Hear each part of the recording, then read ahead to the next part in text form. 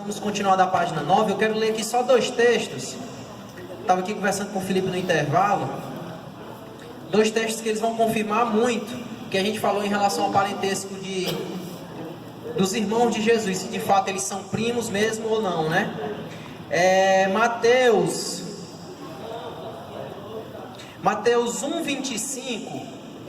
Depois vocês até anotem esse texto, porque é um texto até que a gente pode dizer que é evangelístico, para a gente ter conhecimento e condições de se contrapor a algum católico que precise de orientação em relação a essa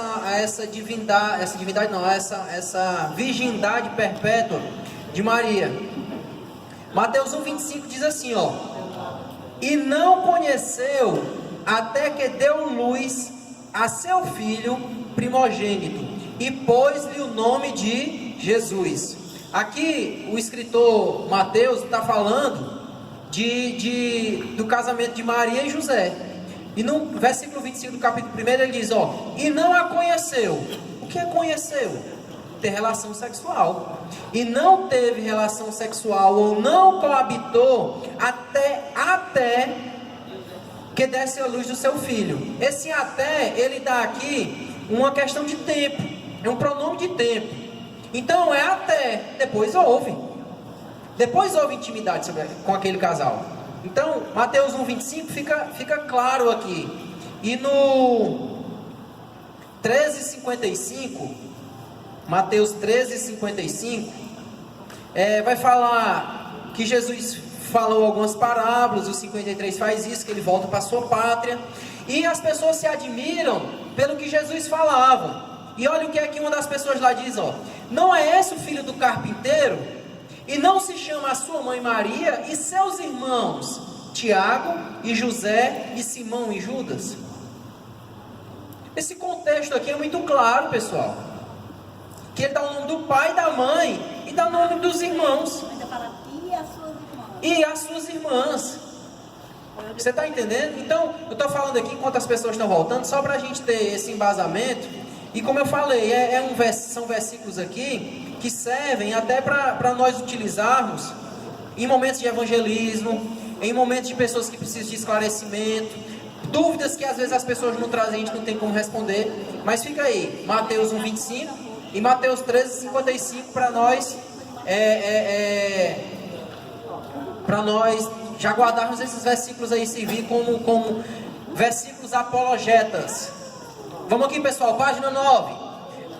O esboço da Epístola de Tiago. Tiago é um livro mais prático que doutrinário. Nesse instante o Ivan me perguntou sobre doutrinas nessas epístolas. Na Epístola de Tiago nós vamos ver que Tiago ele não se demora, não se delonga em nenhuma doutrina. Ele vai trazer ensinamentos práticos. Tem por tema, questão de prova, viu, pessoal? Olha só a importância que Tiago vai dar aos seus escritos. Olha o tema: a religião pura, ao destacar o aspecto religioso da verdade. Declarações francas e concisas de Tiago levam-nos a considerar como frase-chave do seu livro prática da palavra, e como palavras-chave fé e obras. Já falei várias vezes aqui, Tiago vai falar, questão de prova também isso, é muito importante nós entendermos o contexto de cada livro, de cada epístola que a gente vai estudar aqui. Tiago, então, ele vai dar importância a quê? A relação entre fé e obras, tá certo?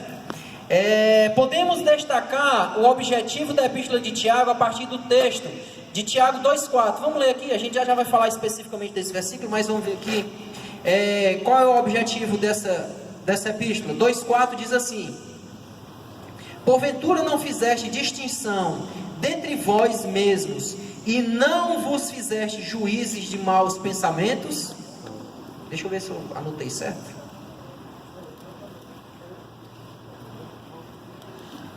É isso mesmo, ele vai fazer Tiago ele vai trazer distinções entre alguns paralelos entre fé e obra, entre a verdadeira religião.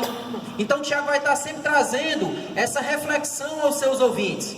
E nós podemos considerar o versículo-chave dessa epístola também, o versículo 27 do capítulo 1, onde ele vai falar da verdadeira religião, que diz assim: a religião pura e imaculada para com Deus, o Pai é esta: visitar órfãos e viúvas nas suas tribulações e guardar-se da corrupção desse mundo.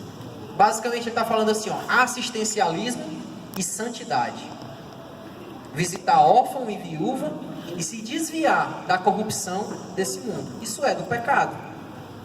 A gente pode resumir o livro de Tiago nesse versículo 27 do capítulo 1. Quais são os temas básicos? Aqui não são os temas principais, mas são todos os temas em que Tiago vai abordar na sua carta, tá? Aqui o autor da apostila, ele colocou todos os temas. Na sua apostila ainda tem mais do que esses daqui, porque não coube eu colocar todos. Mas basicamente nós temos que lembrar que Tiago vai falar sobre a verdadeira religião e a relação sobre fé e obras. Vamos ver aqui quais são os principais temas. As tentações e a impaciência, a sabedoria e a fé, o rico e o pobre, ouvintes e praticantes da palavra, a origem das tentações, a religião pura e sem mácula, que foi o versículo que nós lemos agora, a acepção de pessoas, coisa que não existe dentro da igreja hoje, a fé e obras, o cuidado que nós devemos ter com a língua, coisa que também ninguém sofre. É muito fácil a gente refrear a língua. Eu, pelo menos, tiro de letras aí. A cobiça, coisa também que a gente não tem. Essa cobiça aqui também vai falar muito da concupiscência pecaminosa, é a cobiça do pecado.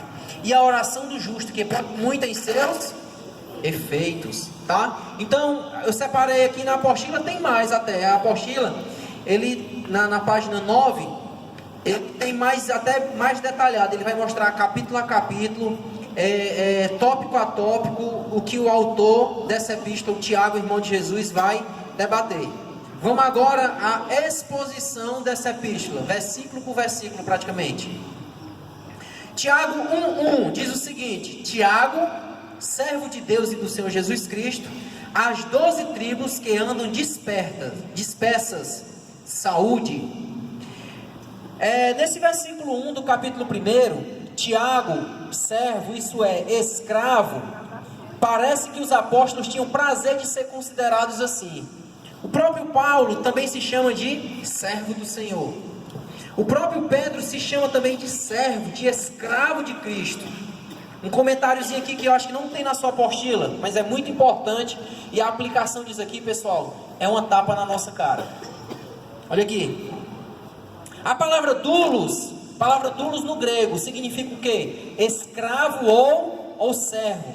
Refere-se a uma posição de obediência completa, humildade absoluta e lealdade inabalável. Tiago, ele poderia começar a sua carta dizendo assim: ó, Tiago, o irmão de Jesus, eu sou o cara, eu convivi com Jesus, conheço ele assim, ó, mais do que vocês. Sabe João, o apóstolo amado? Perde a fé para mim, que eu sou irmão dele, sangue do meu sangue. Eu sou o cara. Mas qual é o comportamento de Tiago? Eu, Tiago, servo, escravo, obediente, leal, humilde de Jesus. Olha aqui o posicionamento e o que é que significa cada característica essa da palavra doulos. Olha o que é que ela significa. Enquanto doulos, enquanto escravo, enquanto servo, eu devo ser o quê? Obediente. É a minha tarefa obedecer a Deus. Tiago era obediente. Era humilde. Você sabe o que é humildade? Ao Senhor é a posição. Sabe quando eu vou começar a orar? Senhor, eis-me aqui, Senhor, quebrantado. Deus, eis-me aqui, pecador, Senhor. Senhor, eu não tenho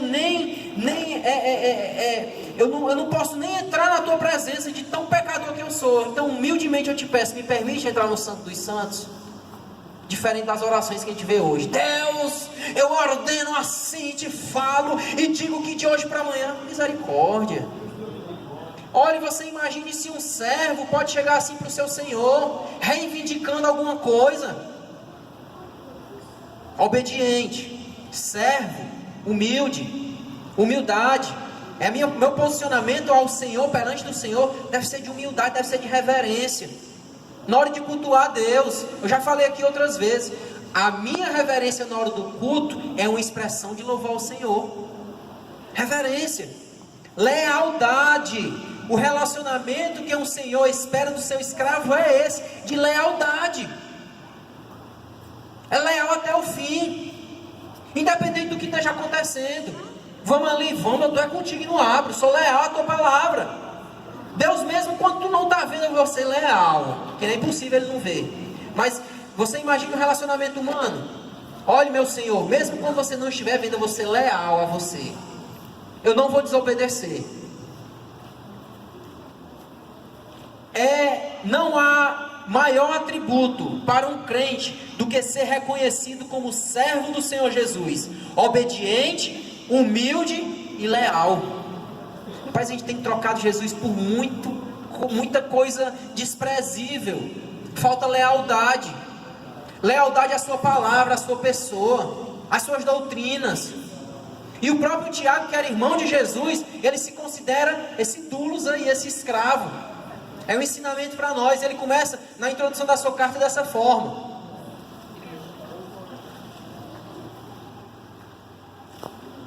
Só um minuto que falhou aqui. A próxima sequência, pessoal, nas epígrafes aí, esses enunciados que tem no início de cada trecho, você vai ver que a partir do versículo 2 até o final desse capítulo 1, nós vamos ver que Tiago ele se preocupa em falar de provas e tentações. Nessa ilustraçãozinha aqui, o que é que a gente pode entender? Está aqui eu e você, esse preguinho aqui, ó. Sou eu e você. As provações dessa vida, elas não dispensam não, viu a gente? É toda hora martelando. O caminho do crente, se você não está passando por provação nenhuma, é porque Deus está te preparando para a próxima. Porque sempre a gente está dentro de uma situação complicada, seja financeira, seja de saúde, seja de perseguição religiosa. O cristão verdadeiro, Paulo escrevendo a Tito, se eu não me engano, ele diz, aqueles que querem seguir a Cristo padecerão perseguição. Os verdadeiros servos vão viver igual esse preguinho aqui, martelada na cabeça direto. Agora tem uma coisa, quanto mais o martelo judeia com a gente tem que estar tendo esperança, fé. Muita fé. Eu tenho fé que isso vai dar certo. Eu tenho fé que eu vou passar. Eu estou me confiando, eu estou tendo esperança. Não é isso aqui que vai me vencer, não. Vem as provações, mas eu sustento.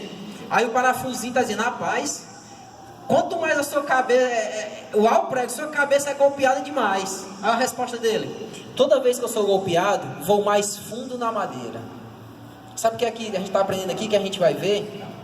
Que as provações, as adversidades, elas nos fazem ter mais esperança. Elas nos aperfeiçoam em aspectos espirituais. Sabe por quê? Tem situações da vida que nós vamos ver que o dinheiro não resolve. A minha influência não resolve.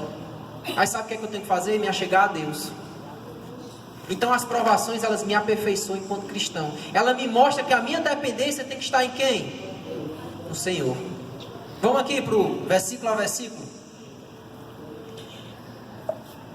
Fé e provação. Qual é a atitude que o cristão deve ter em face ao sofrimento? São o que nós vamos ver aqui nos próximos versículos. Vamos ver essa porçãozinha aqui do versículo 2, 3 e 4. Tiago escreve assim, meus irmãos, tende grande gozo quando cairdes em várias tentações. Eita, que o cabo estava inspirado, não estava? Tendes alegria quando cairdes em várias tentações. Sabendo que a prova da vossa fé produz o quê? Paciência. Tenha, porém, a paciência, a sua obra perfeita, para que sejais perfeitos e completos, sem faltar coisa alguma. O que é que nós devemos aprender com isso aqui? Tentação nesse aspecto aqui, não entenda essa tentação como aquela tentação vinda do mal. Tenha isso daqui, essa primeira tentação, como provação, testes, provas que o Senhor permite chegar em nossas vidas, para que nós sejamos aperfeiçoados. Não se faz, eu escutei isso de um pregador que eu gosto de ouvi-lo, ele disse que não se faz omelete sem quebrar os ovos. Então tem hora que para vir um resultado, para nós termos a nossa fé aperfeiçoada, algo tem que ser quebrado. Muitas vezes são as nossas convicções, muitas vezes é a nossa arrogância. E esses ovos aqui, fazendo uma analogia, sou eu e você. É o nosso eu. Para a gente ser aperfeiçoado, para que saia um resultado proveitoso, bom, saboroso, vem provação para nos quebrar. Essas tentações significam provações como um propósito e efeitos benéficos, ou seja, provações ou tentações divinamente permitidas. Como o Tiago está dizendo, olha meus irmãos, tem de grande gozo quando cair em tentações. Sabe por quê? Porque são essas tentações que produzem paciência. São didáticas essas provações. É para nos ensinar algo. É para nós aperfeiçoarmos a nossa fé. Para que nós tenhamos certeza. Onde está a nossa esperança? Como está lá naquela ilustraçãozinha. Sempre vai vir um martelo golpeando. Mas eu tenho fé. Quanto mais provação, mais eu me aprofundo em Deus. Mais eu conheço Deus, mais eu cresço em Deus. Porque eu estou firmado na rocha. Ou nós estamos firmados em um solo de areia frouxa. Então Tiago, ele diz que essas tentações servem para isso, para nos provarem e ter um resultado mais proveitoso. Tiago os exorta que não se aflijam com tais provações. Pelo contrário, tem um sofrimento como gozo. Era uma prova que eles seriam filhos. Olha o que é que diz Hebreus 12:6. Porque o Senhor corrige a quem ama e açoita o que quer receber por filho. Tem horas, meu irmão, a maioria de nós aqui somos pais e mães, tem hora que a gente vê que é necessário para que o nosso filho melhore, ele sofrer um pouquinho, sabe? Tem que levar aquele puxãozinho de orelha. E essas provações são os puxãozinhos de orelha que Deus dá na gente. Mas ele diz assim, tá sofrendo, tá doendo, mas é para melhor. Como é que diz a música, né? Tá sofrendo, né? Então, é mais ou menos isso. Tá sofrendo, mas também está aprendendo. Tá sofrendo, mas também está aprendendo, né? Mas Assim, também quer ensinar. Então as provações, elas vêm com efeitos pedagógicos, para nos ensinar, para nos tornar cristãos melhores, para nós podermos até nós nos conhecermos. Porque a gente às vezes pensa que é tão forte em Deus, meu amigo, basta vir um vendaval. Eu não aguento o parafuso acochar muito não, eu estou logo gritando, meu Deus, me socorre. O negócio está ruim. Oi, Lucas. Essas provações, elas são também repreensões por algo que a pessoa está fazendo de errado, porque muitas vezes a pessoa fala assim, cara, mas beleza, mas olha, eu estou indo visitar os órfãos, eu estou indo visitar as viúvas, eu estou indo pregar, eu estou dando alimento, eu estou dando dízimo, eu estou isso, eu oro, eu jejuo, tal, mas é sempre pancada, é sempre pancada, é sempre pancada. Tipo assim, não encontra de forma imediata, dentro da vida, algo que seja, como fosse um pecado. Aí você chegou no ponto. Eu não posso associar provações a pecado, primeiro. Meu irmão, Rogério, você aguente aí, meu amigo, mas você que nem um amigo de Jó. Jó, eu tenho para mim que está em pecado, é por isso que o negócio está pegando para ti. Não posso. É em Jeremias que diz que os pensamentos do Senhor são mais elevados do que os meus. Tem horas que até cair a ficha, por que eu estou passando por aquela provação, Lucas? É um processo. Talvez eu me ache um excelente cristão, um excelente pai, um excelente irmão, mas só Deus sabe como eu sou podre por dentro, avarento, amante das coisas fúteis. E aí vem as provações para me ensinar, para me doutrinar, de forma didática. Forjar o caráter. Forjar meu caráter, como a irmã Pretinha disse aí. Então tem horas que Deus está nos ensinando, mas a gente não sabe nem por que está ensinando. Mas na hora que a ficha cair, você vai passar por aquele deserto e vai dizer assim, eu vou saindo melhor, mais forte, mais convicto, melhor como pessoa, mais fiel a Deus, mais leal, como a gente viu aí, como o escravo tem que ser. Não foi a adversidade ou a provação que me fez correr para longe do Senhor. Lutero diz que tem 3 formas do cristão conhecer a Deus: através da oração, através da leitura da palavra e através do sofrimento. Normalmente a gente mal ora, normalmente a gente mal lê a palavra, mas quando vem a adversidade, só sobra um. Não, quando vem a adversidade a gente passa a orar e ler a Bíblia, sabe? Então só Deus sabe qual didática. Isso a gente vai já ver que existem várias formas de provação. A didática que dá certo para você, Lucas, é diferente para mim. Talvez a forma que o parafuso acosta para você, se acochar para mim, eu tiro de letra. Não, isso aqui para mim não é sofrimento, não. Acosto financeiro, rapaz, lá me preocupo com isso, eu vou empurrando para frente, vou me virando aqui. Mas tem gente que não pode se ver aperreado financeiramente, que perde logo a fé. Rapaz, Senhor, tu me abandonou aqui no meio desse mar revolto. E é sempre assim, se a pessoa é muito apegada a dinheiro, a aprovação é no dinheiro. Pode ser que sim. Se a pessoa apegada na mulher, a aprovação é na como eu estou dizendo, a didática vem do Deus soberano, que sabe como aplicar sobre a vida de cada um, né? Ele sabe a melhor pedagogia de me ensinar e de lhe ensinar. Continuando aqui, pessoal.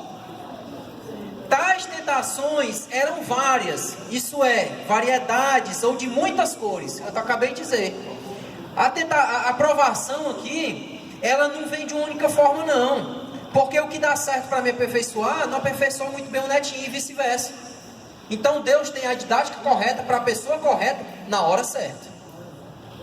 E nesse texto aí tem que ter um cuidado, só porque o vocábulo grego utilizado para tentação e aprovação, mas a aprovação é o mesmo. O contexto que diferencia. Exatamente. Tentação não é pecado. Certo? É melhor você confessar tentação do que confessar pecado. É porque se tentação fosse pecado, Jesus estava lascado, né? Ele foi tentado lá em Mateus 4. Mas a tentação, o problema do pecado da tentação é você ceder ao pecado. A tentação muitas das vezes pode ser um dos meios ou um dos recursos que Deus possa utilizar para provar a sua fé. Isso aí, Felipe, a gente vai ver no capítulo 2, quando ele fala qual é a origem do pecado. Mas ali entra na contenda, o texto mesmo é isso aí, de 1, 2, 3. Então, já, por favor. É porque aqui eu estou mostrando a eles. Se segura. É porque aqui, na verdade, eu pensei até que você fosse falar outra coisa. É o mesmo vocábulo, como ele disse. Mas o que nós temos que entender é que em determinados momentos, nós temos que entender quando é uma tentação permitida por Deus, que essa é a provação, e quando vem a tentação, que é a nossa própria concupiscência, que é aquilo que o diabo prepara a mesa. Então, dependendo do contexto, porque Tiago lá na frente vai dizer, de Deus não vem tentação, de Deus eu não sou tentado não, por Ele eu não sou não. Essa prova aqui, esse contexto, ele está dizendo que quando eu passo provação, eu passo por ela e saio aprovado, eu saio refinado, eu saio melhor. Então, nesse primeiro contexto aqui, nós temos que entender tentação, como está falando aqui, como alguma prova que Deus está proporcionando, é algo divinamente permitido para nos aperfeiçoar. Amém? Existem várias tentações, como eu estava falando, que o que dá certo para mim não dá certo para o Rogério, não dá certo para o Lucas, mas Deus sabe a didática correta e a forma correta para aplicar sobre a vida de cada um. Versículo 3, pessoal. Sabendo que a prova da vossa fé produz paciência e perseverança. O que é perseverança? Capacidade de resistir às circunstâncias externas sem retroceder em submissão. Literalmente, essa prova faz referência ao processo de testar, de provar. Então, quando eu devo ser perseverante, enxergando que as circunstâncias externas não podem abalar a minha fé, pelo contrário, eu tenho que entender que aquela prova ali é permitida por Deus para que eu me aperfeiçoe em Deus, para que eu cresça em fé e de nada eu seja encontrado sem faltar coisa alguma, como diz o versículo 4. Tá certo? O versículo 4: tenha porém a paciência a sua obra perfeita, para que sejais perfeitos e íntegros, sem faltar coisa alguma. A palavra perfeitos não quer dizer sem pecado, porém maduros ou plenamente desenvolvidos. A palavra grega é teleios, não é a escola, tá? Mas a palavra para perfeição é teleios, que significa ter alcançado seu fim ou ter ficado completo. Então, pessoal, essa aprovação vem para quê? Para me aperfeiçoar, para que eu seja persistente, para que eu tenha fé, para que eu tenha perseverança, e ao final desse processo de provação, eu seja encontrado por Deus sem faltar coisa alguma, de forma perfeita. Amém? Continuando. A necessidade de sabedoria. O que é que nós necessitamos para quando nós estamos sendo provados? De sabedoria. Vamos ver aqui esse contexto do 5 ao 8. E se alguém de vós tem falta de sabedoria? Peça a Deus, porque a todos dá com liberalidade, e não lança em rosto, e ser-lhe-á dada. Peça-a, porém, com fé, não duvidando, porque o que duvida é semelhante à onda do mar, que é levada pelo vento e lançada de uma parte à outra. Não pense tal homem que receberá do Senhor coisa alguma. Esse homem que duvida, ele não vai receber do Senhor coisa alguma. O homem de coração dobre é inconstante em todos os seus caminhos. Então, quando vem as provações, eu devo pedir ao Senhor o quê? Sabedoria. Devo pedir ao Senhor sabedoria. As muitas provações podem trazer muita perplexidade. Precisamos de muita sabedoria se temos de enfrentá-las vitoriosamente. Uma das definições de segurança é conhecer o melhor fim, os melhores meios de atingi-lo. Quando eu estou passando por uma provação, eu tenho que achar as melhores formas para passar por essas provações, porque não é fácil não. Tem algumas circunstâncias que eu preciso ter sabedoria para tratar o problema, e essa sabedoria eu devo pedir do alto. E se eu peço essa sabedoria, como está no versículo 5, Deus dá com liberalidade, e Ele dá sem passar em rosto que deu, sem dizer assim: ah, Rogério, tu passou por essa provação porque eu te dei sabedoria. Não, Ele não vai fazer isso. Ele vai dar com liberalidade e sabendo que boa coisa o Rogério pede. Tá certo? Tiago tem em mente, em primeiro lugar, a compreensão eficaz dos modos que o crente deve agir. Deve agir de que forma? Com sabedoria. E de que forma também? Sem dúvida, hesitação, incredulidade, vacilação e nem espírito dobre. Pessoal, quando eu estou passando por uma tribulação, Tiago aqui está ensinando, a primeira coisa que eu tenho que pedir ao Senhor é o quê? Sabedoria.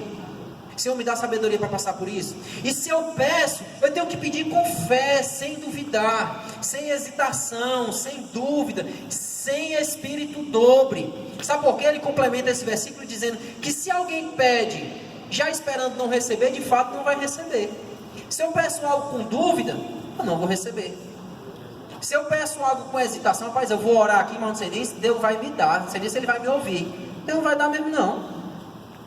Eu tenho que pedir com segurança, com fé, acreditando que Ele vai me dar, vai me capacitar a passar por aquela circunstância. E se assim eu procedo, eu não vou receber. E se eu duvido, eu tenho um espírito dobre. E eu sou semelhante às ondas do mar, que são lançadas de um lado para o outro pelo vento. Espírito dobre. É aquele homem que ora e está dizendo: ei, Ivan, eu tenho certeza que eu vou vencer, viu, Ivan? Ivan, vai dar certo, eu vou passar por isso, nada vai me parar. E daqui a pouco eu digo: Ivan, nossa, não vai dar certo não, cara. É igual as ondas do mar, hora tão revoltas, capaz de destruir tudo, mas tem hora que está só a marola, só as piscininhas, como a gente diz, né? Rapaz, tá bom para tomar banho, tá só, não tem nem onda.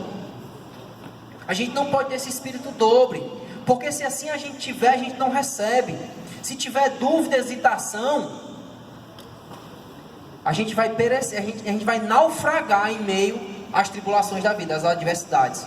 Continuando aqui, no segundo trecho desse primeiro capítulo, a partir do versículo 9, o Tiago aqui ele vai falar sobre as tribulações e como o rico e o pobre devem proceder.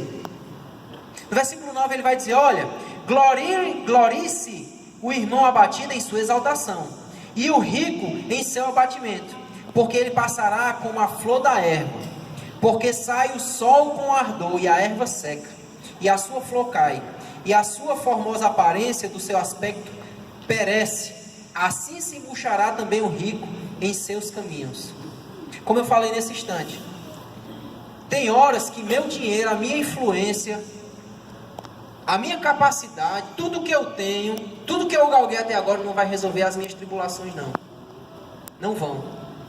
E aqui Tiago está dizendo: olha, você que é humilde, você que é pobre, você tem também no que se gloriar, você tem no que se exaltar. É tão bonito quando a gente vê um irmão mesmo humilde, ele é digno, tem dignidade, ele é grato por aquilo que ele tem.